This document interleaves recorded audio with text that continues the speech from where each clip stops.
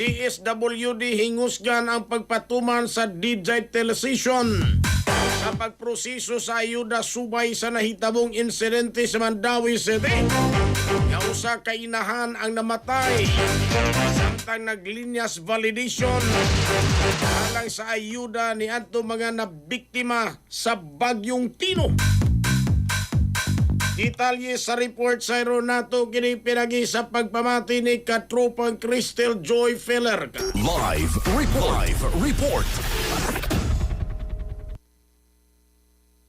Nipadangat sa iyang pahasubo si Palace Press Officer o PCO Undersecretary Claire Castro sa nahitabo sa usa ka 31 anyos nga inahan nga namatay sa Mandawi City samtang nalinya sa validation para sa ayuda nga makuha sa mga biktima sa Bagyong Tino. Subay niini nibutyag si Castro nga hinguskan sa Department of Social Welfare and Development ko DSWD nga mapatuman na ang digitalization sa pagproseso sa mga ayuda aron nga malikayan na ang susamang insidente.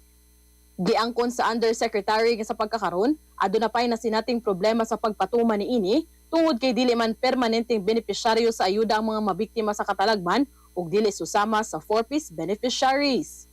Kanya-kanya po kasi na parang kategorya at kung kailan ang tao ay nasa listahan. So, hindi po siya permanente.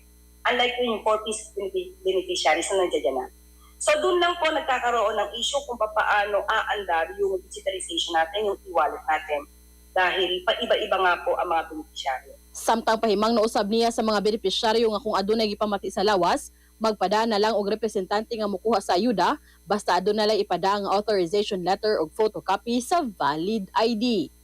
Para sa atong mga katropa nga gustong palig-unon ang immune system, malikayan ang ubo, hilanat tabad sa ulo ug di makahilab sa tiyan, ang Santon Vitamin C, the alkaline vitamin C mao ihaom alang kanato mga katropa.